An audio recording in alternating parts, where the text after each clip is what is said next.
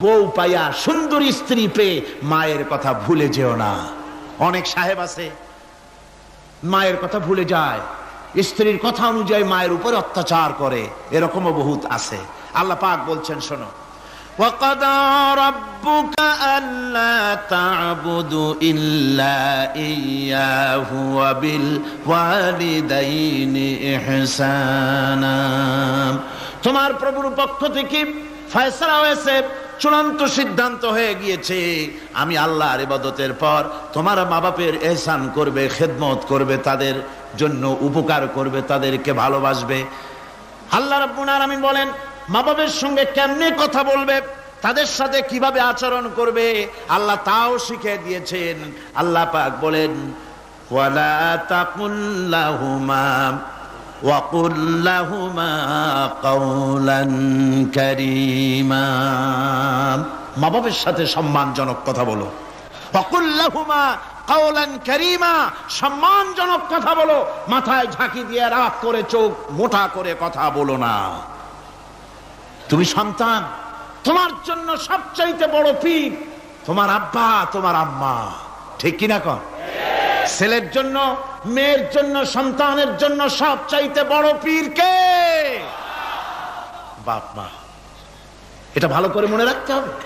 আপনার মাওলানা সাহেবদের দোয়া, পীর সাহেবদের দোয়া কবুল হতেও পারে, নাও হতে পারে, 50-50 সম্ভাবনাও আছে, আবার সম্ভাবনা নাই। কিন্তু মা বাবার দোয়া কবুল হবে 100% সিউরিটি রয়েছে। রাসূলুল্লাহ বলেছেন 3 জনের দোয়া কবুল হবে, মুস্তাজাবুদ দাওয়াত। কয়জনের দোয়া কবুল হবে? আল্লাহ রাব্বুল আলামিনের হাবিব বলেন 3 জনের দোয়া কবুল হবে আল্লাহর দরবারে। তার মধ্যে একজন হলেন মাজলুম ব্যক্তি, যে ব্যক্তি অত্যাচারিত, যে ব্যক্তি মুসাফির, প্রবাসী, তার দোয়া কবুল হবে। আর মা বাপ যদি সন্তানের জন্য দোয়া করে, ওই দোয়া আল্লাহ রাব্বুল আলামিনের দরবারে মঞ্জুর হয়ে যায়। আল্লাহ রাব্বুল আলামিন মা বাপ সম্পর্কে বলেন, মা বাবের জন্য আমার কাছে দোয়া করবি বান্দারা, আমার কাছে দোয়া করবি। দোয়াটা আল্লাহ পাক শিখাচ্ছেন, রব্বিরহামহুমা কামা রব্বায়ানি সাগীরা। পড়েন সবাই, রব্বিরহামহুমা কামা রব্বায়ানি সাগীরা। একটু জিকির করেন, লা ইলাহা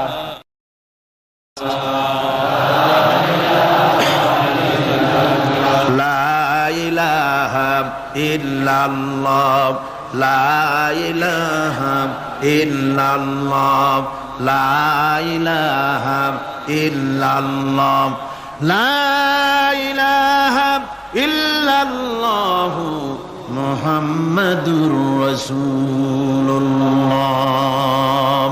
আমার ভাইরা, আল্লাহ পাক শিখাচ্ছেন, বান্দা তোর মা বাপের জন্য আমার কাছে দোয়া কর। আয় আল্লাহ, আয় রব, আয় আমার প্রভু, আমার মা বাপ যেমন ছোটবেলায় আমাকে স্নেহের কোলে লালন পালন করেছে, আয় আমার আল্লাহ তুমি আমার মা বাপকে তোমার রহমতের কোলে লালন পালন করো।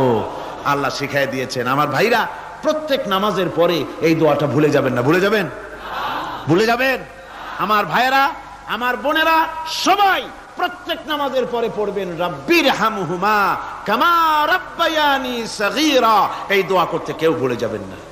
আল্লাহ রাব্বুল আলামিন বলে, বান্দারে ওয়া ওয়াসাইনাল ইনসানা বিওয়ালিদাইহি ইহসানা হামালাতুহু উম্মুহু কুরহা ওয়া ওয়াদাতুহু কুরহা। আল্লাহ পাক বলেন, আমি পৃথিবীর সমস্ত মানব মণ্ডলীকে উপদেশ দিয়েছি, মা বাপকে সম্মান করো, শ্রদ্ধা করো, তাদের উপকার করো। তার কারণ হলো তোমার মা তোমাকে গর্ভে ধারণ করেছে অত্যন্ত কষ্টের সাথে।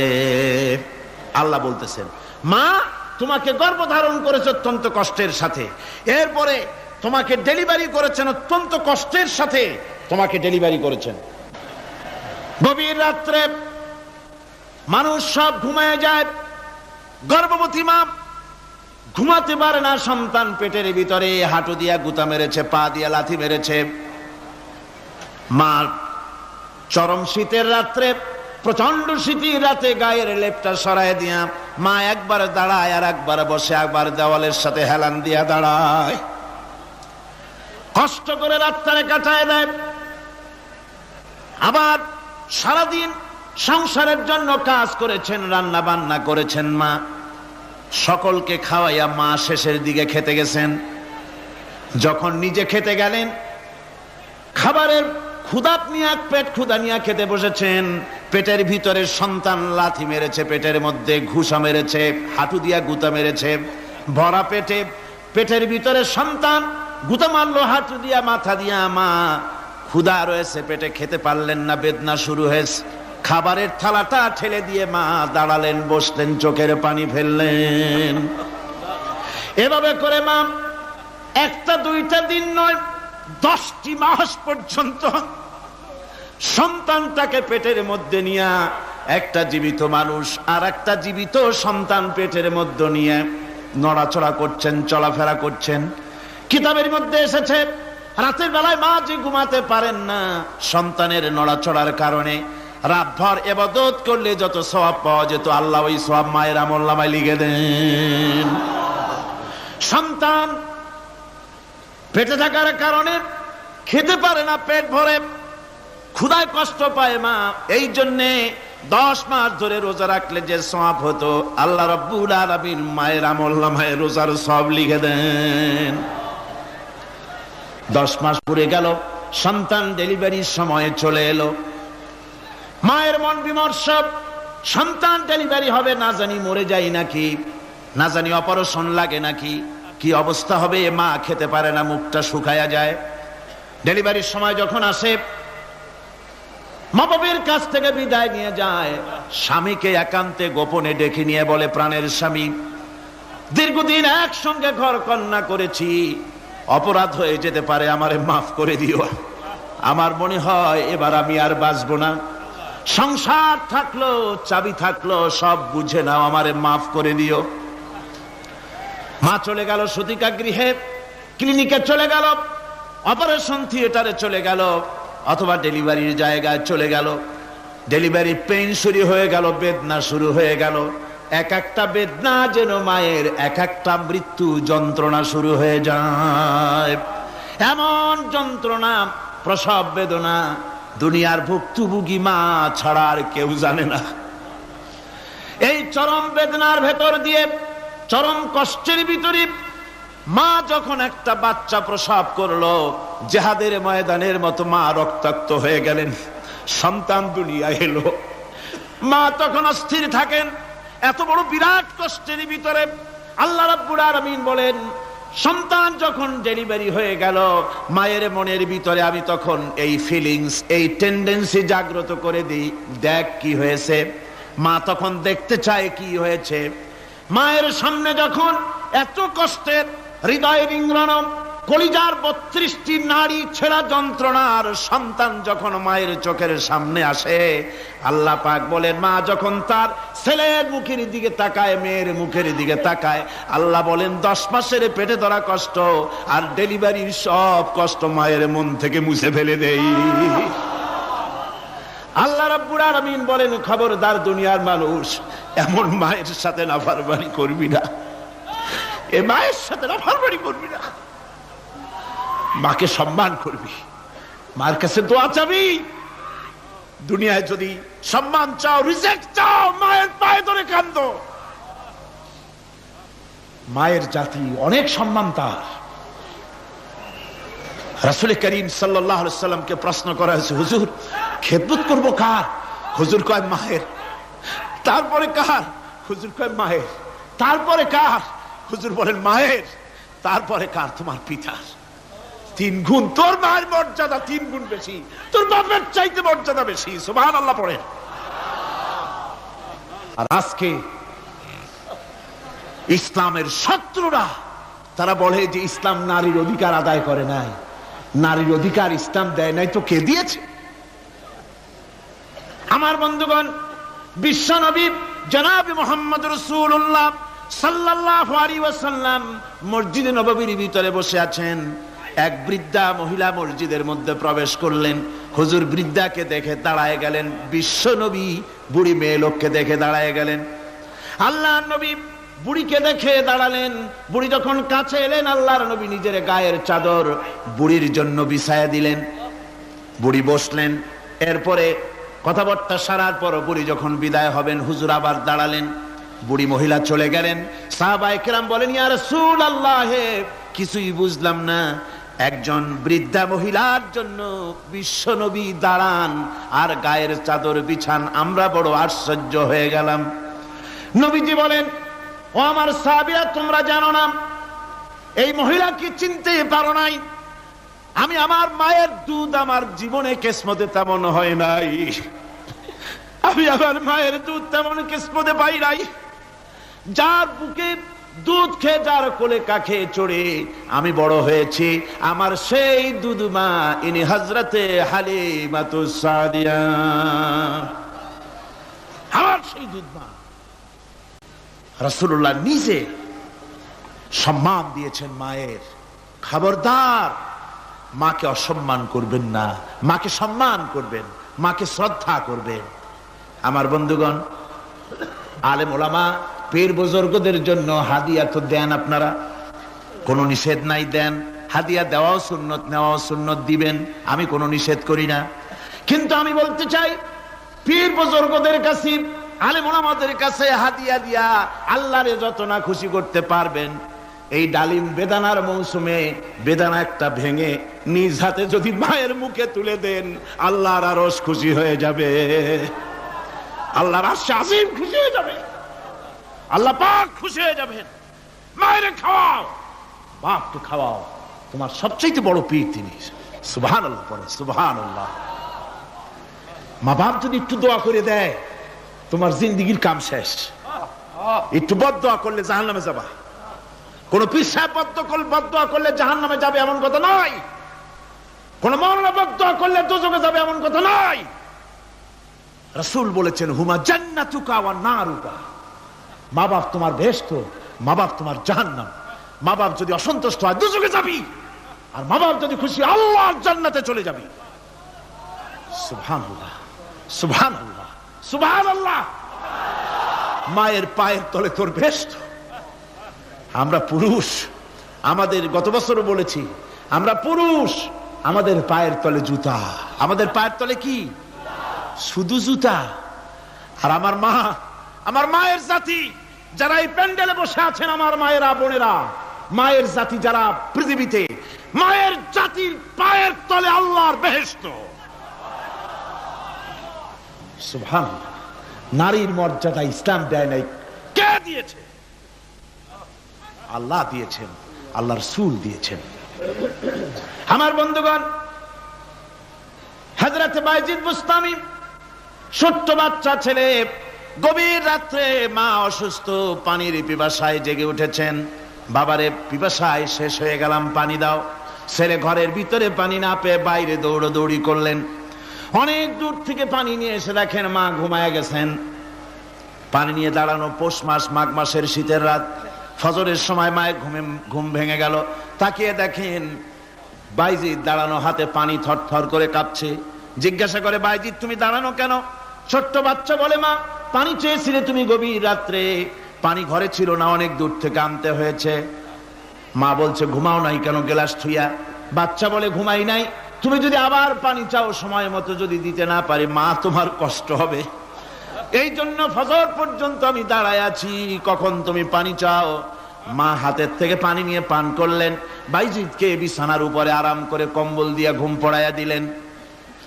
হযরত বাইজিদের মা উযু করে ফজরের নামাজ পড়ে সিজদায় চলে গেলেন। চিৎকার মেরে কেঁদে বলেন, আমার রব, আমার আল্লাহ, আমি আমার বাইজিদের মা, আমি মা হয়ে বাইজিদের জন্য দোয়া করি। বাইজিদ আমার জন্য আজকে যা করেছে, আমি মা, আমার কলিজা ঠান্ডা হয়ে গেছে। আয় আল্লাহ, আমি বাইজিদের জন্য দোয়া করি, তুমি তাকে সুলতানুল আরিফিন বানাইয়া দিও। মঞ্জুর হয়ে গেল আল্লাহ পাকের কাছে দোয়া। আমার ভাইরা, আল্লাহ পাক বলছেন, খবরদার, আমার ইবাদতের পরে মা বাপ, আল্লাহর ইবাদতের পরে কারা? মা বাপ। মা বাপকে সম্মান করো, শ্রদ্ধা করো, মোহাব্বত করো, কিসমত খুলে যাবে, কিসমত খুলে যাবে। মা বাপকে সম্মান করো। হযরত আবু হুরায়রা রাদিয়াল্লাহু তাআলা আনহু রাসূলের সামনে এসে কাঁদতেছেন। হুজুর বলছেন, আবু হুরায়রা কাঁদো কেন? কাঁদো কেন? রাতের বেলা কাঁদো কেন? হযরত আবু হুরায়রা বলছেন, হুজুর আমাকে মা মেরেছেন। হুজুর বলছেন, মা মারলো কেন? কোন অপরাধ করেছো? কোন গোস্তাখি করেছো? আবু হুরায়রা বলছেন, না হুজুর, কোন গোস্তাখি করি নাই। তবে মারলো কেন? হযরত আবু হুরায়রা বলছেন, হুজুর আমি আপনার দরবার থেকে ফিরতে রাত হয়ে গিয়েছিল। মা জিজ্ঞেস করলেন, আবু হুরায়রা এত রাত্রে কোথায় ছিলি? বললাম, আমি ছিলাম যে কদম চুমতে পারলে দুনিয়া ধন্য হয়, সেই দরবারে নববীর কদম মোবারক থেকে আসতে আমার দেরি হয়েছে। আমার মা মুশরিকা, আপনার নাম শুনে তার গায়ে আগুন জ্বলে উঠলো, আমাকে ধরে মারা আরম্ভ করলো। বলল, হয় আমার বাড়ি ছাড়বি আর না হয় মুহাম্মদ সাল্লাল্লাহু আলাইহি ওয়াসাল্লামের দরবার ছাড়বি। আমি বললাম, আমার মা, তুমি বুড়ি মানুষ, তোমার গায়ে যত শক্তি আছে সমস্ত শক্তি দিয়ে আমারে পিটাও, আমারে মারো। মারতে মারতে আমাকে বাড়ি থেকে তুমি বের করে দাও। তোমার বাড়ি শুদ্ধ, তাম দুনিয়া ছেড়ে দিতে পারি, আল্লাহর নবীর কদম মোবারক ছেড়ে দিতে পারি না। হুজুর, আমার মা আমাকে গলা ধাক্কা দিয়ে বের করে দিয়েছেন। হুজুর বলছেন, আবু হুরায়রা তোমার মা তোমাকে মেরেছে, তুমি আমার কাছে নালিশ করছো? আমার তো এখানে ইন্টারফেয়ার করার কিছুই নেই। সুবহানাল্লাহ, সুবহানাল্লাহ। মা তোমাকে মেরেছে, এখানে আমার করার কিচ্ছু নাই। বিশ্ব নবী বলছেন, এত বড় পাওয়ারফুল নবী, লেজিসলেটিভ পাওয়ার, সারে আল্লাহ তাকে বানিয়েছেন শরীয়ত প্রণেতা। কোরআন শরীফ, কোরআন শরীফে শুধু হালাল ও হারামের, হালাল এবং হারামের, বৈধ এবং অবৈধের সীমারেখা শুধু কোরআনই ঠিক করেন, রাসূলের জন্য আল্লাহ ছেড়ে দিয়েছেন। আল্লাহ রাসূলও হারাম, হালাল এবং হারামের বৈধ, বৈধতা অবৈধতার সীমারেখা নির্ধারণ করেছেন। এত বড় ক্ষমতা তার, এত বড় পাওয়ারফুল বিশ্বনবী, তিনি বলছেন মা মেরেছে, আমার করার কিছু নাই। চিন্তা করেন কত বড় কথা, এ কথার লোড কত। হযরত আবু হুরায়রা বলেন, ইয়া রাসূলুল্লাহ, মা মাকে মেরেছেন, আমি আল্লাহর নবীর কাছে মায়ের বিরুদ্ধে নালিশ করতে আসি নাই। বললেন, কেন এসেছো? হযরত আবু হুরায়রা বলেন, হুজুর এসেছি একটা কারণে, আমি জানি আল্লাহ নবী যদি আল্লাহর দরবারে হাত উঠায়া কোনো জিনিস বলে, আল্লাহ রাব্বুল আলামিন সঙ্গে সঙ্গে মঞ্জুর করে নেন। হুজুর আমি এসেছি, মেহেরবানি করে দোয়া করুন আমার মাকে যেন আল্লাহ হেদায়েত নসিব করে দেন। আল্লাহ নবী হাত উঁচু করে বললেন, আল্লাহুম্মা হিদি উম্মা আবি হুরায়রা, আয় আল্লাহ আমি দোয়া করি আবু হুরায়রার মাকে তুমি হেদায়েত নসিব করে দাও। রাসূলুল্লাহ দোয়া করছেন আর আবু হুরায়রা সমানে দৌড়াচ্ছেন। তিনি দৌড়াচ্ছেন, পেছন থেকে কয়েকজনে আবু হুরায়রার জামা টেনে ধরেছে, দৌড়ো। তাদের জানা আবু হুরায়রা খুব ভদ্রলোক মানুষ, কোন ঝড় ঝামেলার মধ্যে থাকে না, রাগ সাগ করে না, চিৎকার মারে না, দৌড় মারে না, এত ভদ্র শরীফ, দৌড়ায় কেন? না জানি কোন বিপদ বুঝি ঘটে গেছে। পিছন থেকে জামা টেনে ধরে বলে, দৌড়াও কেন?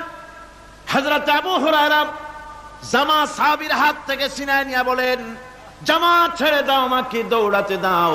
আমি দৌড়াইয়া বাড়ি যে দেখতে চাই, আমি দৌড়াই আগে আমার বাড়ি পৌঁছতে পারলাম না, আমি যাওয়ার আগে আমার আল্লাহর নবীর দোয়া আমার বাড়ি পৌঁছে গেছে, আমি এইটা দেখতে চাই। হযরত আবু হুরায়রা বাড়িতে গিয়ে দরজা নক করলেন, ভেতর থেকে আওয়াজ এলো, কে?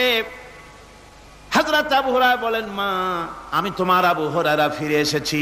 মা বলছেন, বাবা অপেক্ষা করো, দরজা খুলতেছি। হযরত আবু হুরায়রা বলেন, মায়ের গলার আওয়াজের ভিতরে শিরকিয়াতের কর্কশতা পেলাম না, মায়ের গলার আওয়াজের ভিতরে তাওহীদের গন্ধ পেলাম। আমার মনে হলো নবীজির নিক্ষিপ্ত তীর তার নিশানায় পৌঁছে গেছে। কিছুক্ষণ পর মা আমার বেরিয়ে এলেন, মাথা থেকে চুলের থেকে বুড়ি মানুষ, সাদা চুলের ভিতর থেকে পানি পড়তেছে। মা বলল, বাবারে তোমারে মারার পর আমি বড় অনুতপ্ত হয়েছি, অনুশোচনা করেছি, আমি গোসল করেছি, মনে মনে ভাবলাম আমার ছেলে তো কোনো খারাপ জায়গায় যায় নাই, কেন তারে মারলাম, আমি বড় লজ্জায় পড়েছি তোমারে মেরে। ও আমার আবু হুরায়রা, আমি গোসল করেছি, পবিত্র হয়ে গেছি, জলদি করে আমাকে নিয়ে চলো বিশ্ব নবী জনাবে মুহাম্মদুর রাসূলুল্লাহর দরবারে। হযরত আবু হুরায়রার মা ঘোষণা করলেন, আশহাদু আল্লা ইলাহা ইল্লাল্লাহু ওয়াহদাহু লা শারীকা লাহু ওয়া আশহাদু আন্না মুহাম্মাদান আবদুহু ওয়া রাসূলুহু। আমার ভাইরা, মা বাপ সবচেয়ে সম্মানের জিনিস। আল্লাহর ইবাদতের পরই মা বাপের খেদমত করতে হবে। আল্লাহ পাক বলছেন, বান্দারে দেখ, মায়ের পেট থেকে আনলাম, মায়ের বুকের মধ্যে মহব্বত পয়দা করলাম, এত মহব্বত দিলাম তোর উপরে, যে কোনো বিদেশে যান, যেখানে যান, বাড়িতে ফিরলে পরে সকলে ছেলে মেয়ে ভাই বোন সবাই দেখবে সুটকেসে আমার জন্য আনছে কি, সবাই চিন্তা করবে আমার জন্য কি এনেছে। একমাত্র মা সন্তানের মুখের দিকে তাকাবে কখন খাইছে সে। সুবহানাল্লাহ, সুবহানাল্লাহ, আমার বাসার মুখখানা শুকনা, তুই বুঝি আজকে কিছু খাইস নাই। বিদেশে যেসব সন্তান থাকে, মা কাটা কবুতরের মতো ছটফট করে। আমার ছোটবেলার কথা আমি দেখেছি সরসিলা মাদ্রাসা পড়তাম, আব্বা টাকা দিতেন মাদ্রাসায় যাওয়ার সময়, আবার মা আবার মুরগির ডিম বিক্রি করা, বিভিন্ন জিনিস বিক্রি করা বা বাজার করা পয়সা, উদ্বৃত্ত কিছু পয়সা আব্বার অজান্তে আমার হাতের মুঠার মধ্যে দিয়ে দিতেন। যখন মাদ্রাসার দিকে রওনা হয়েছি, পর্দার আড়াল থেকে দরজা থেকে দেখতাম, যতক্ষণ তাকায় দেখতেছি চোখ থেকে পানি দরদর করে পড়তেছে। সুবহানাল্লাহ, মা কি জিনিস! আল্লাহ আল্লাহ আল্লাহ। বিদেশে যদি কারো সন্তান মারা যায়, সবার জানার আগে কবি বলতেছেন, বিদেশে বিরাজ্য যার পুত্র মারা যায়, পশু পক্ষী না জানিতে আগে জানে মায়। মায়ের কলিজার তারে টান লেগে যায়, মা বুঝতে পারে আমার সন্তানটা নাই। আহারে মা! আমার বন্ধুগণ, মা যার বেঁচে আছে বেয়াদবি করেছেন, পাও ধরে মাপ নিয়ে নেবেন, পাও ধরে মাপ নিয়ে নেবেন। মা তো পাও ধরে দেখবেন মাফ করে দিবে। সুবহানাল্লাহ, সুবহানাল্লাহ, কত দরদ তার বুকের মধ্যে।